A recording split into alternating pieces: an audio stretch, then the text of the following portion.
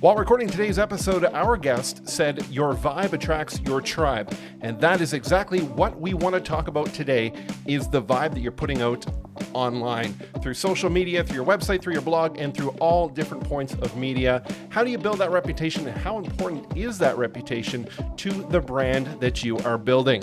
We're talking about public relations, PR, and being able to have the brand that you want. And that's what we're going to talk about. So let's get started.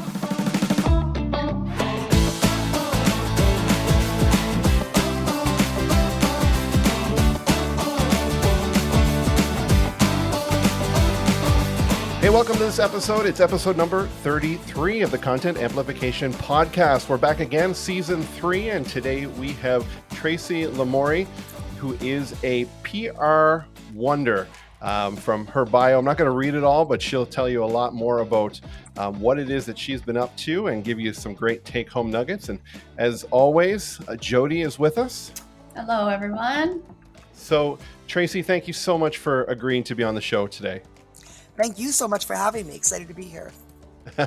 Now, I'm not, like I said in the opening, I'm not going to go and read through the whole bio and everything like that. I'm going to give you the opportunity to really tell us in a short bit what it is that you do.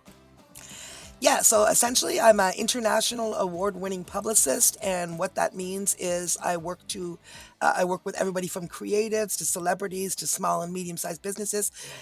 And the way I put it, PR, it's not about spin doctoring or anything. It's about elevating and celebrating the amazing things that other people are doing. So pointing a spotlight on the good work that other people are doing across industries, basically.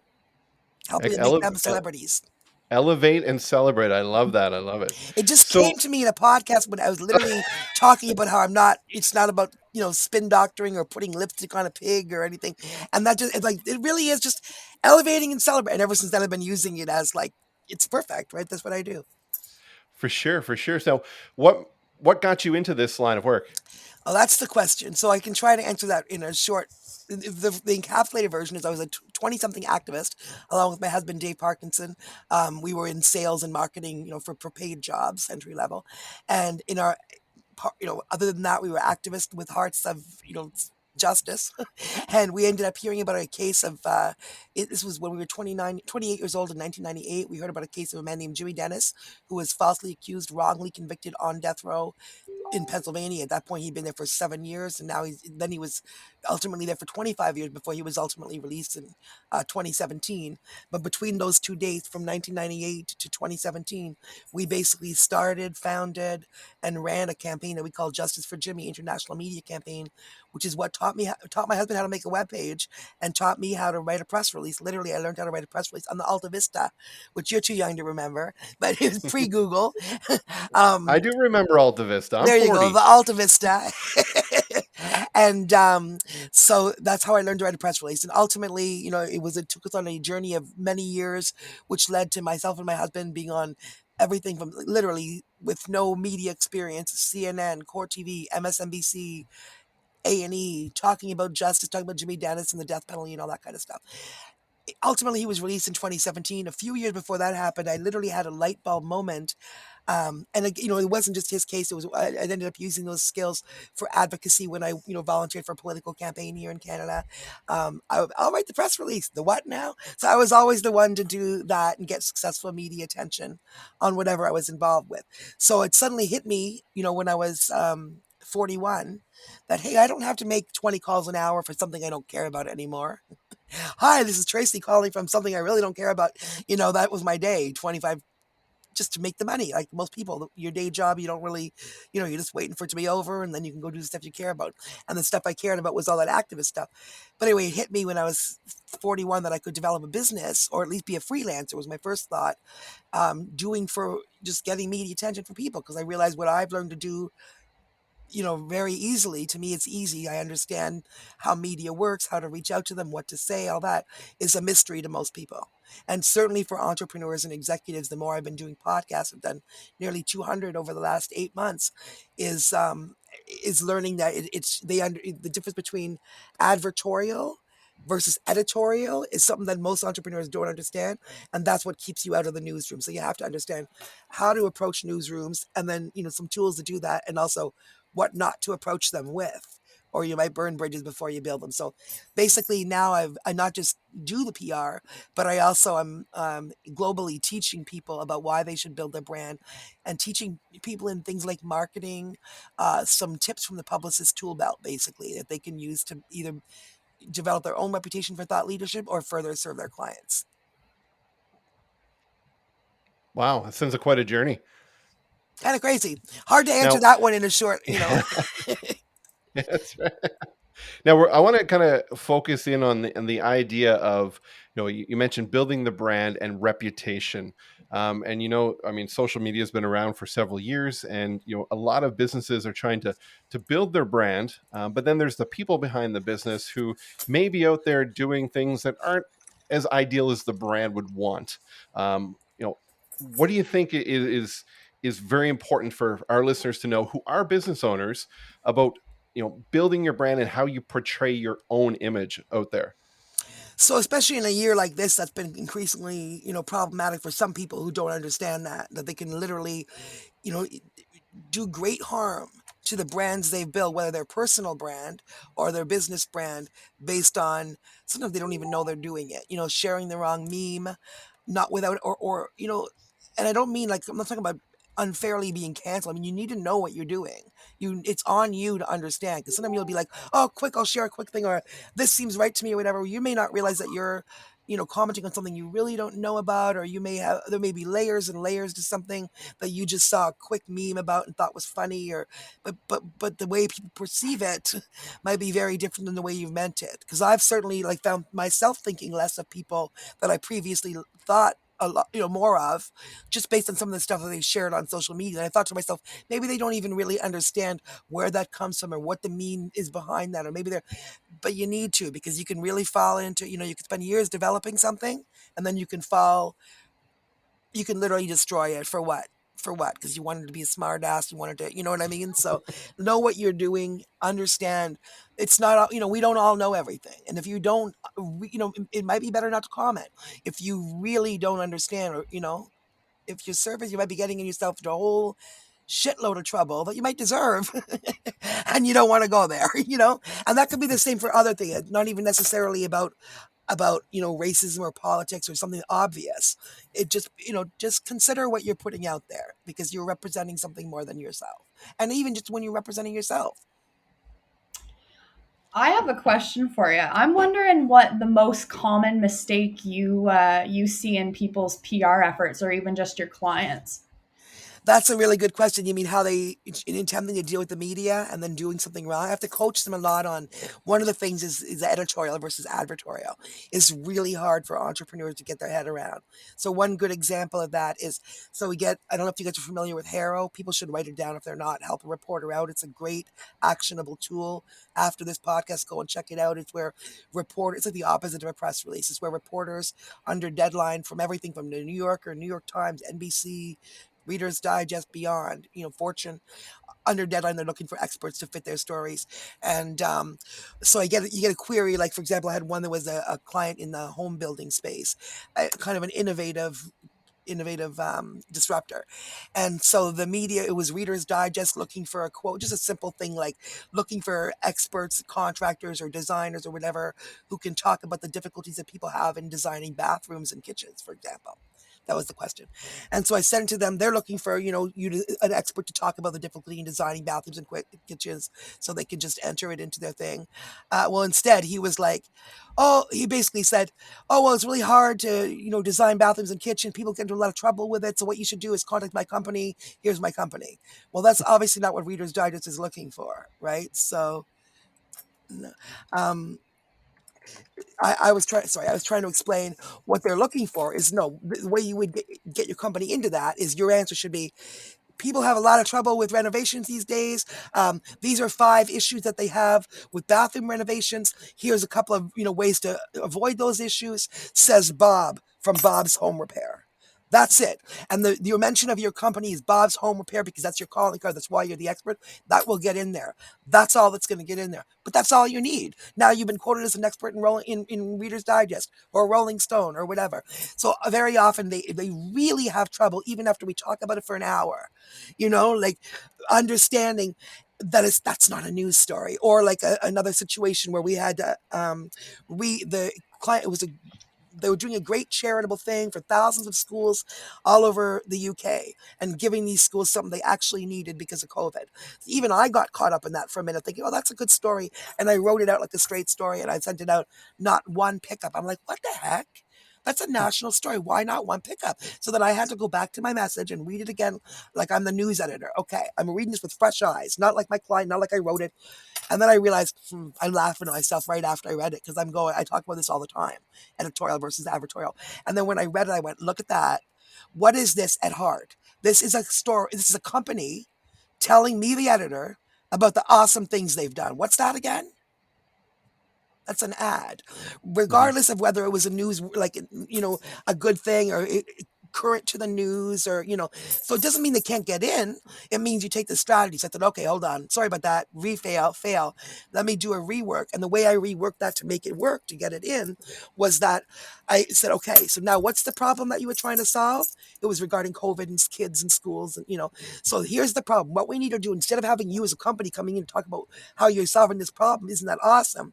We need to have an expert who has nothing to do with you, who's not there to talk about your company, talk about the problem. So I pitched this story with this expert who's not related to your company, talking about the problem. And then we present, this could be for an article too, 3 different, like if I was writing an article, that's a better way to say it. So I'll write an article about the problem. Instead of making it a profile of my client and their business, which nobody's going to pick up, I write an article with the problem. I interview an expert. I quote the expert. Then I find 2 other guys who do something to do with the problem that sort of solve it, that have nothing to do with my client, that are not a competitor of my client. So say my client's giving them a cookie. They might be giving them a book, you know what I mean? Like they both solve the problem, you know what I mean? Whatever, you know what I'm saying, right? Mhm. So then I have an article about a problem with an expert and a couple people that are coming in to solve that problem. My client's only one of them. So it's no longer advertorial piece about that client. It's a news story about a problem. He's a person quoted. So that's how you do that. That's great advice. That's great advice. And with some things that I see a lot of times is a business would then, take on a what would be perceived as a feel good action or a charity type event because they feel this is going to get them more business. Which, in my opinion, and I think in yours, from what I heard you say, is kind of the wrong approach, right? And they want to be featured in it because they think it's going to make them, a higher spotlight in the community and get more business. But if somebody wants to do something or is doing something without that kind of um, hidden agenda to grow their business because they actually truly believe in that cause, what would you tell them would be the best approach to go about kind of promoting that action out there without coming across as a As sales action? advertorial. Yeah. Yeah. Well, I mean, there's ways you can do it. Like I would say, write a piece for Medium. Medium people, a lot of people don't realize is not Huffington Post. You can just literally write an article, put a picture and write an article. If you're a good writer, do a series of them. They may be picked. If they are picked up, they could be picked up, and get a huge readership that you don't know, similar to what a magazine, but there's no editor blocking what you're writing. You're able to present what you want. So it's a really good entry level for people that want to start developing their thought leadership, putting it somewhere where people can see it. It's not just a blog. A lot of people have that perception that it's an article, so it's Mhm. stronger than having a blog. Um, that's one way, and actually talk from the heart about what you're doing. Maybe focus more on the issue than on your business and what you're doing. Get there and you know what I mean? See, be a passionate individual talking about this problem and why you feel called on, as a human to solve it. And then you can maybe bring in some of, and because because I'm the head of Lamourie Media, what I could do to solve it, like, to my skills, I would write a free press release. I help them out with this. I help them with the media. You might be doing something different, but whatever it is that you're doing, yeah, like talk about it. And I wouldn't say it doesn't bring, like it is good because, your local, your local weekly that is mandated to talk about community issues and stuff. They may do an article on just like a more, like a sort of hybrid. It's more like like, because community papers, they're there to talk about, like, I don't mean the daily, I mean, your weekly times, your weekly whatever. They're there to talk about the community and to support the people in the community and stuff. So Excellent. So Jody, do you have a question? When it comes to blogs, what do you think are some things that people should avoid talking about? um I guess it would depend on your audience and where you think. I would say, and who you are. I mean, an activist might um, be willing to go somewhere, Hmm. that a small business person may not want to go. So if your heart is really to get into an issue, then there's no problem talking about it. Again, if you know what you're doing. But if you just want to, if you like, be careful with issues that are controversial. If you don't want to devote a lot of time to it, and if you're not willing to stand up and be like, this absolutely is where me and my company stand on it, and whatever. So I wouldn't say there's a no. I mean, I talk about the death penalty because that's where I came from, with this work, and that's controversial to some people, right? But the people who are going to be, who are going to think, "Ooh, I don't want to work with her because she has that opinion," they probably wouldn't be a good fit to work with me anyway. Not because I won't work with someone with a different opinion, but because they won't work with someone with a different opinion, or they don't like my style, or they don't, it's not going to be. I can't serve everybody, and I shouldn't. So, you know, your vibe attracts your tribe. It happens in everything, right? So. I love that. Your vibe attracts your tribe. I've heard that before, and it's true in business too. Like, I didn't make that up, but it's true, and it's definitely true in business too. So don't be afraid of the people that you may turn off. I mean, I'm talking being crazy, but I mean, like, be yourself. Don't be worried about, oh, well, they may not hire me if I have bright red hair. Well, you know what? Some people will find that attractive, or some people will find that, hey, you're bold and you didn't. Like, it doesn't. Whatever bothers some person won't bother somebody else, and so the people will. I never hear from the people that choose not to hire me. Sure, there's a bunch of them. Never heard from them. I hear from the ones who message me, and there's a whole bunch of them that are attracted to what I say and how my vibe is or whatever else. So, be as long as you're acting with honesty and integrity and being genuine and all that, then be yourself. If you're Hmm. not, then you need to work on those things. I'm not going to tell you to be yourself like that. Work on those things. Be better. Be a better version of yourself. But as long as you're honest and genuine, and then that's all you need to really worry about. Just do a good job, and people will respond to it. Hmm. Mhm. One thing that we talk to clients about it is bringing your personality across in your marketing. While you have a business, a brand, let's say, Joe's Shoe Repair, we'll use it as a fictitious business. Everybody would know that business is, that's where you go and get your shoes, fixed. And that's the outcome. That's what they do. Yeah, But getting to know who Joe is, and that personality about when you come through the door, what he's like, and Joe decides that he's going to, go on his social media account and he's going to start to, post, but he doesn't know what to post about. We pitch the idea that let's get your personality across. Let's show what you enjoy, what you're like, what that exactly. feeling is, that's important to that. And then on the other side is, how important is it that to be aware of what your personal accounts are like out there, right? Because you got your business accounts that you're pushing for people to follow you Oh, and your get to know you personal there. socials and stuff. Yeah, yeah. Yeah. And I have just, I mean, me, I have no separation between business life and anything anymore. My original Twitter was called Tracy Goddess. Way before I was a publicist, just for fun. My husband literally called it that. And then, a bunch of people started following me from media and everything. So now we have a new one now for Lamourie Media. But Tracy Goddess is still the founder of Lamourie Media, and I still share all my media. But it's a silly old, but everything else, Tracy Lamourie PR Media, it's got all my personal stuff. It's got my daughter being pregnant, my business stuff and all that. Only one client has ever said to me, "Do you think that we should separate that? Maybe it should be separated." Only one out of like 1,000 clients. And I'm like, nah. If it bugs you, maybe we'll talk about it. But like, really, if you meet me, what you're talking to activist Tracy about the Jimmy Dennis case, you're talking about PR Tracy, you're talking about hiring me, you're talking about me on a podcast. It's all the same.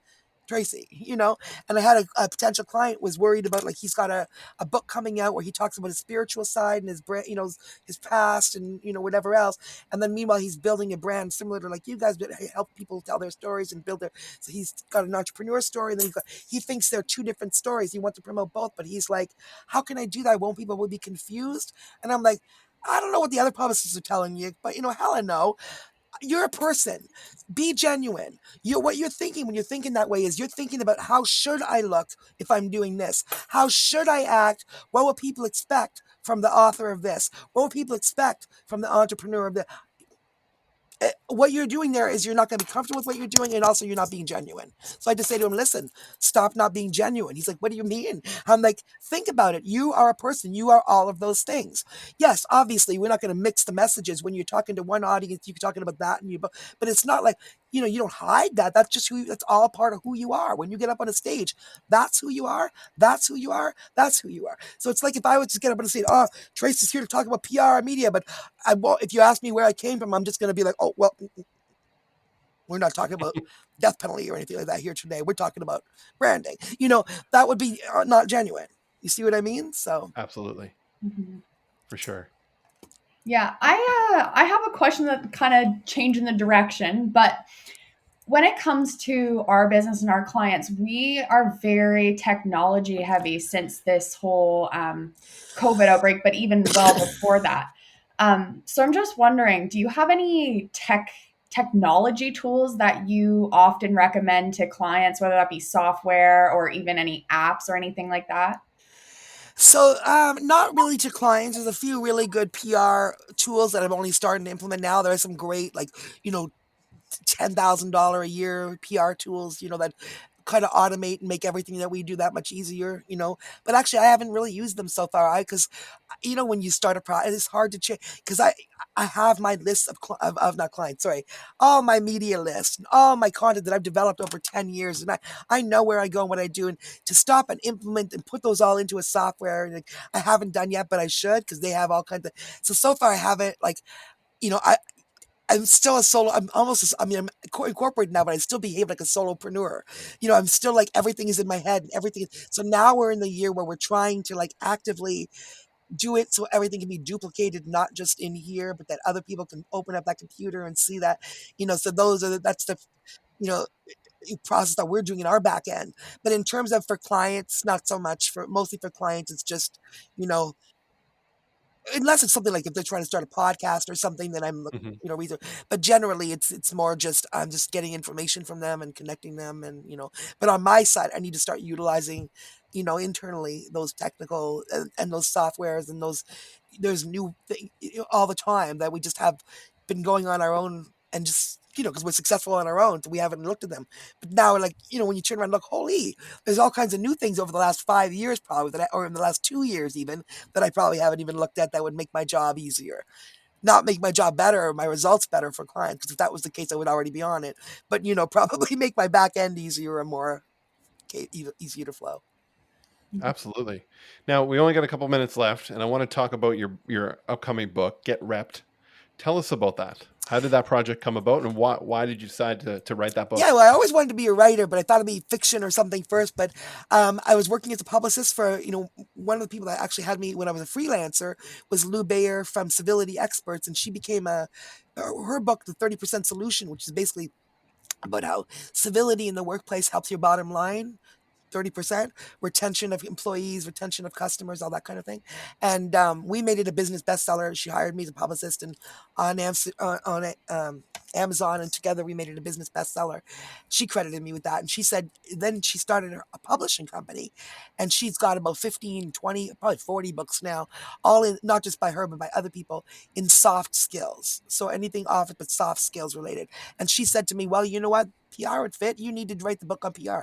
Like, she literally said, write the book about how you do your magic. And I was like, okay. And that was 3 years ago. I'm so busy doing it, I barely ever was writing it. And then now in COVID, I'm finally like, okay. So I've been committing myself to doing like a chapter here, a chapter there. And I went back and added a few things, some of the kind of things we've talked about, like about reputation management, and going off, and how you can also ruin a highly, well-developed reputation in a New York Minute. And so I added some chapters like that. So we're looking at early summer, hopefully now. But its audience is entrepreneurs and executives, essentially, though, really. That's who they asked me to gear it towards. But it's really for anybody who wants to crack media. It really just teaches you with the perspective of, building your brand as an entrepreneur. But I also just talk about, media. And there's also an ending part in it, because I also speak to a lot of marketing people. So the three-quarters of it is aimed at the entrepreneur or whoever wants to get their message out. And then the back end, the last, couple chapters is about, would you like, are you interested in being a publicist? Let me tell you how. Because I didn't go to school for this for 5 years. And I'll tell you, universities will tell you it's a 4-year course. but I don't know what the heck. I mean, I'm sure they're learning some great Snapchat or new stuff or whatever in there. Or the only thing I can imagine that they would learn in there that I don't know is, how to write a big, how marketing campaigns, you have the big campaign planning out before. We don't really do that in PR because it's like there's strategic, but it's a lot of what pops up too and what opportunities we find. So I don't know how to write a big, this is what, big marketing, blah, blah. I'm just like, okay, here's the contract. Send me your bio. Tomorrow I'm going to send you one pager. The next day I'm going to start sending it to media. And guess what? 2 days after that, you're going to start getting a bunch of interviews. You're going to be really happy and profiles and whatever. And so Excellent. I've been asked to speak to, some students of public relations now. And I'm joking that I want to say, like, it's at the university. My first thing is going to be, I guess I can't say, why are you here? Because whenever they graduate, they come in, they call me. They don't have any contacts. They know how to write a press release. But really, I say just do it. If you're a good writer, if you're good at people management, get a client, show them what you can do, reach out to media, just figure it out. Great advice. Great advice. Well, Tracy, thank you so much for sharing your message with us today. Thank you. I'm sure we could talk for hours on this, and there's many different rabbit holes we can go down. And I'm always babbling. I could babble forever. So, you can cut it at some point. So your website is lamouriemedia.com. We'll put it in the notes of the show, and we'll keep our eyes peeled for the book coming out, as you say. When was it? Early summer should be. And also, if anybody, is interested in working with me, I do work internationally, anywhere in the English-speaking world. And literally one of the most famous people right now in the world is a lady who organizes closets for a living. So really, anybody with an expertise, there's media, for you. So if you think this is interesting, check it out. Give me a call. Perfect. Thank you very much. Thank you.